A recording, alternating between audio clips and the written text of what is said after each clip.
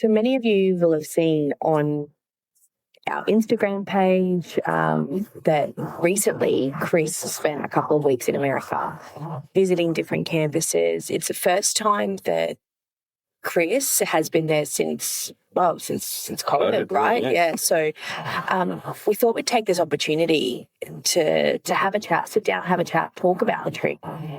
Some of the key learnings, some takeaway messages, how you found it, and just generally have a chat about it and your experience, so that our listeners can learn about it as well. Because during the time you were over there, I got a lot of messages from people saying, "Oh, I'm loving following this. I'm loving seeing where's Chris today and all the insights." So I think it's good for us to connect and talk about this.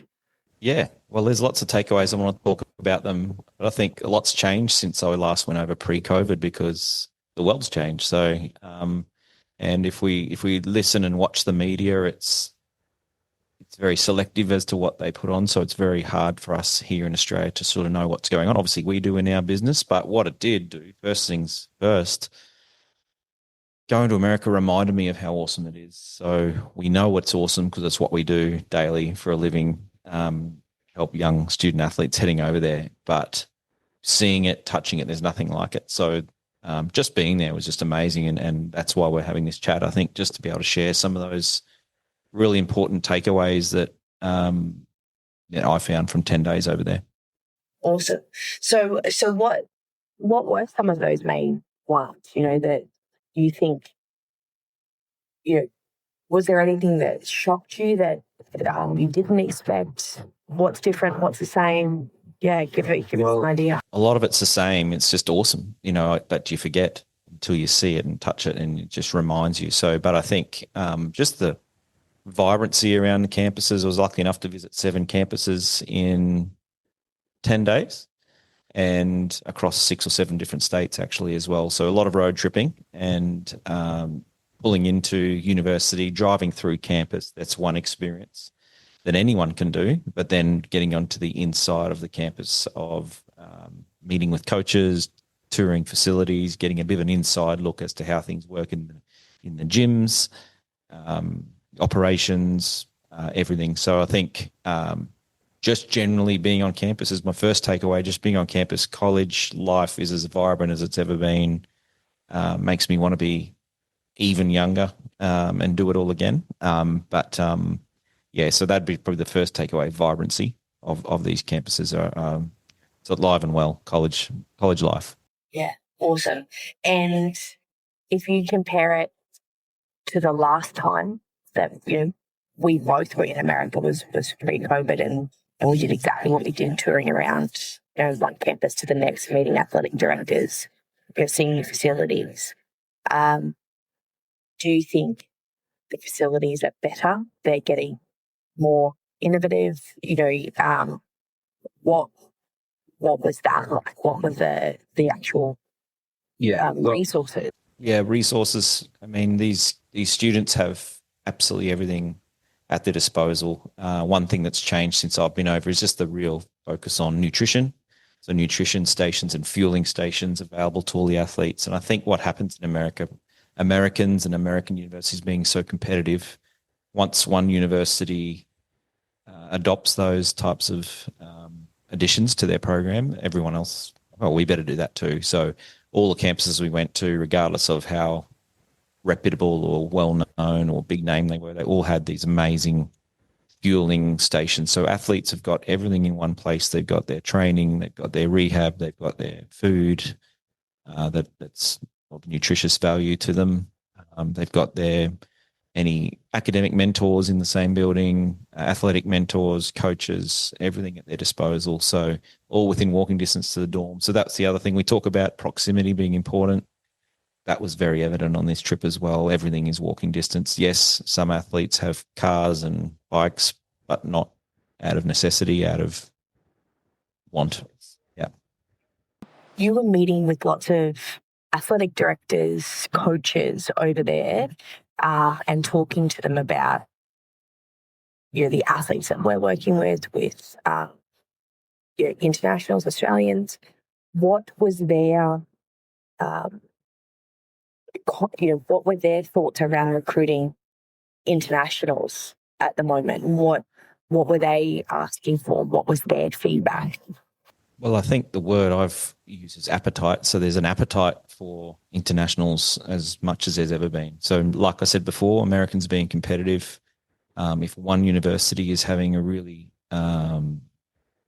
great success with international student athletes, gosh, we better get on that bandwagon as well. So that's always been the case, but it's just absolutely getting bigger and bigger. So the international body is largely made up of student athletes at most of these campuses. So and the reason for it is from their perspective is they know that if a young track and field athlete from Sweden or ideally Australia is going to get an offer over there, they're going to buy into their opportunity, maybe more so than a local American student who's probably going to possibly take that for granted because that's what they've always wanted to do. So, and traveling so far to entertain that idea or that take up that opportunity, they're more likely to buy in. So that and the fact that they're really trying to compete with each other for international student numbers, the appetite for Australians in particular is huge.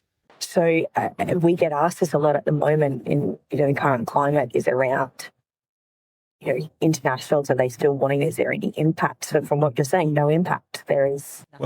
There's a little bit of media stuff recently about international visas and things like that. That was very short lived and quite inflated. So not an issue at all. And I guess on that topic politically, I think that's one of my takeaways as well. Americans are just getting on with it. It's just the impact on any of that sort of stuff on what's happening in politics or leadership in that country or around the world has no impact on a student athlete's experience or life at all. I think that was so critical for you to be able to see.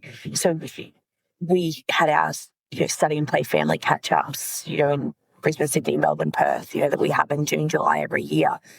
And catching up with a lot of parents whose son or daughter were in the US and asking them about that, so that we can hear it directly from people.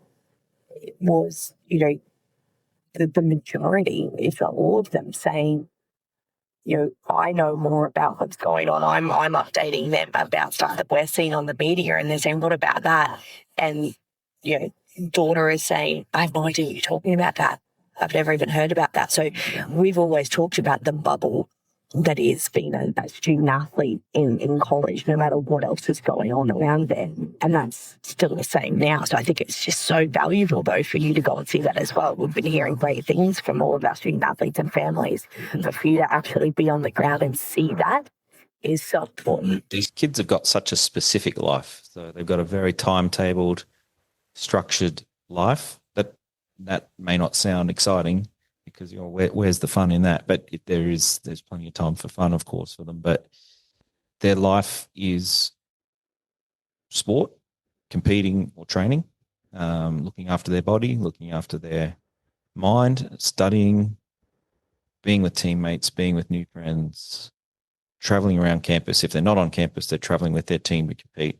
That's your life. You don't really have much time to be watching the news and worrying about what might be happening in other places in the world or anything like that. But it's they're in their zone, they're doing their thing. Yeah. Yeah. So that's some of the takeaways, that you had. Let's talk us through some of the campuses you visited, what a day was like for you, what are some of your experiences from that trip?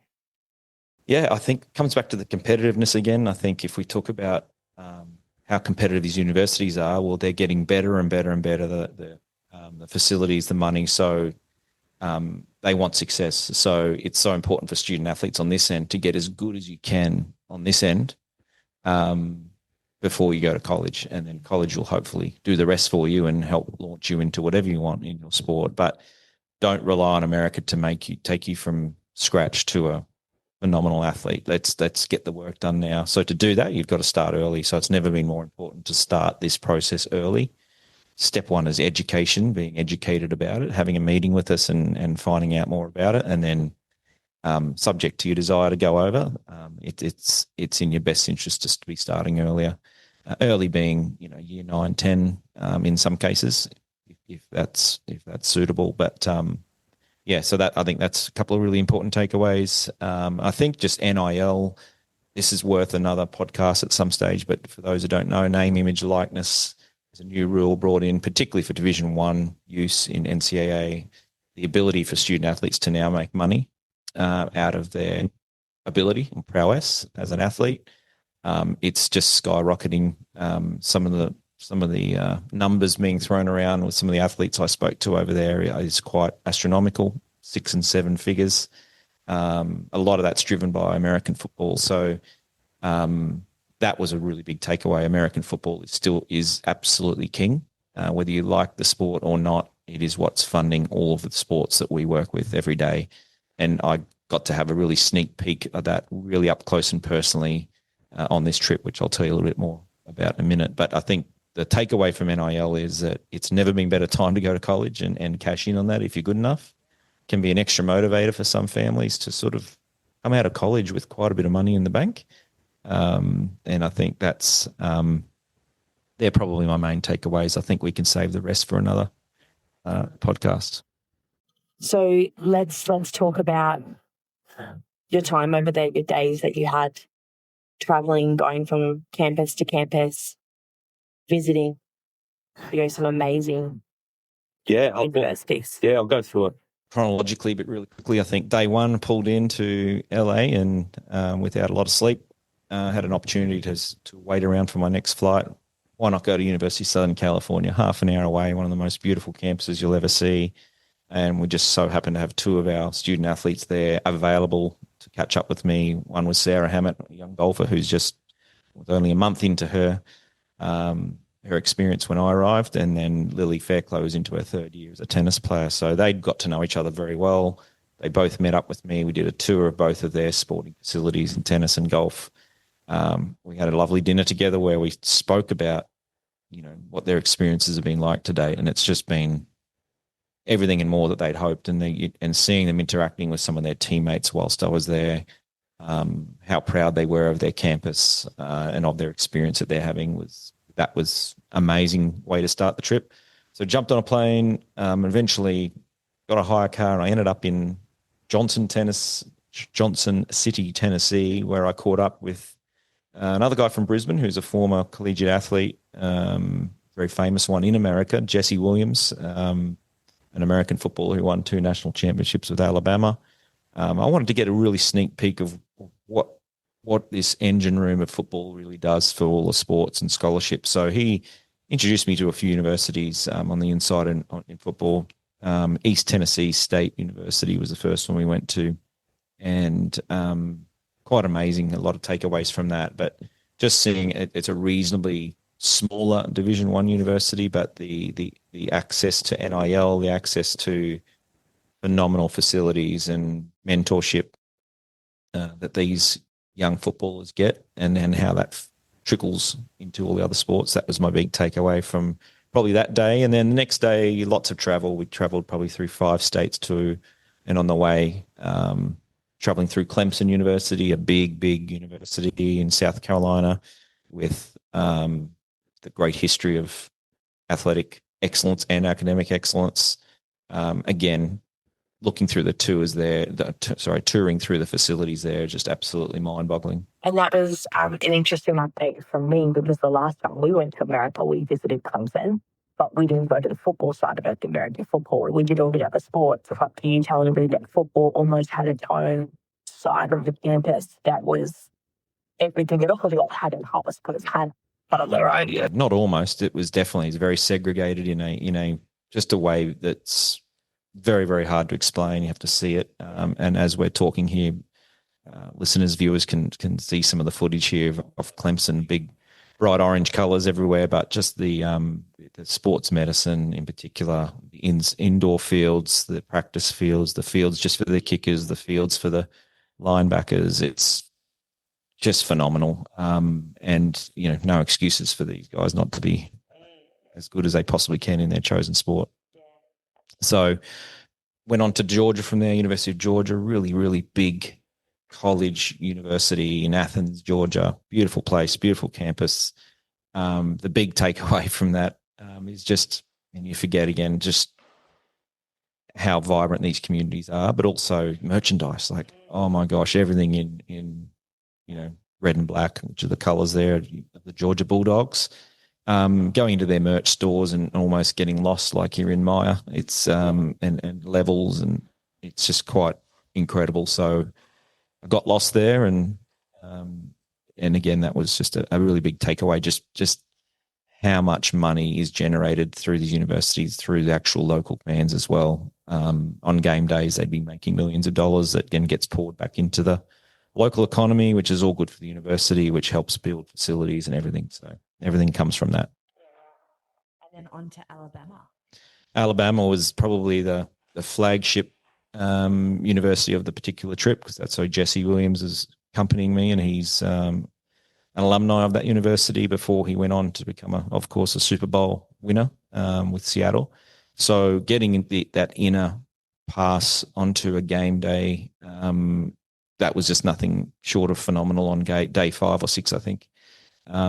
Getting access to the tunnel where the athletes run out, meeting the coaches, having some pretty amazing conversations with some of the athletes themselves, and just seeing the efficiency of the preparation for the way they play, the preparation on game day, just everything down to the second, not to the minute, to the second, and hundreds of staff and people making it all happen. So, yeah, I think, you'll see on the footage 110,000 people at the stadium, and it was something like double that outside of the stadium, which is phenomenal. So the whole concept of tailgating, if those watching don't know what that is, that's like a bucket list thing you should be looking to do. Go to a college campus and see what they do outside the campus as much as, outside the football stadium as much as they do inside it. It's part of the fun. It was really interesting on the day that you were at Alabama and calling me that night was the NRL grand final here in Australia. And what the video footage that you were sending me on the day for a game in Alabama, yes, it was a big game, but it wasn't a final or anything like that, was 50 times bigger than what the NRL grand final was, the lead up, the flyovers, all of this stuff that we reserve for our biggest state of sport. That is what one university is having. Just, yeah. Like, that's what's mind-blowing. Yeah, what's mind-blowing about it, I think you would expect it to be bigger. It's America. They have more people. Okay, we understand that. But I think the bit that don't understand is just the fans. They will come from states away just for weekly for these games. And so I think the takeaway from that for people listening is that how much people care. They care about their athletes. They care about, not only the current athletes hoping that they win, but seeing the way Jesse was received 13, 14 years on, the care and concern for his health, he's obviously a few health concerns of late, was just mind-boggling. Every single person. Once you're an athlete at these universities, you're always an athlete. You're always welcome back. I think that was a huge takeaway. Second home. Yeah, and I knew that anyway from my experience, but just to see it through someone else's eyes was pretty awesome. Yeah. And just last point I'll say, because the goal of this one was to be a short, sharp, sort of quick overview, and we might do further follow-up ones to dive into stuff. But you were lucky enough to go and speak to the tennis team at Alabama, and there's an Aussie on the team as well. But you got to have a chat to them, and in talking to him, he was saying to you about the data that they have, the measurements, the analytics that they do as a tennis player is to like no level that he experienced here. Yeah, well, you walk in the doors of the tennis facility, and obviously the tennis court's there, and you go into the indoor facility. They've got their own physio and trainers on site. There's everyone's data from the lift in the gym that they did that morning, who's PBs or what, and who was the trainer of the week, those types of things, who's the most improved, those types of things just help you so much get better as an athlete. I wish we had that when I was around, but technology wasn't quite as strong 25 years ago, funnily enough. But just an amazing experience, and being able to talk to the boys, and as someone a little bit older who's been through it, and give them a little bit of advice. Not sure it was anything groundbreaking, but certainly just reminding them to enjoy it. It'll fly by. Jesse was able to come in on the court as well as a big footballer and give his advice as well. And it was very much similar tone. This is going to fly by. You're going to be old like us one day pretty soon. So enjoy it, embrace it. It's just a once in a lifetime opportunity. That was awesome. I think it's so important for our listeners to hear this, to hear what you experienced, and this is one of many more trips to come to be able to go over there and see, have our feet on the ground and visiting campuses and being able to really give that specific advice and to the families that we work with. So thanks for sharing that with us and with our listeners, and look forward to what the next trip holds.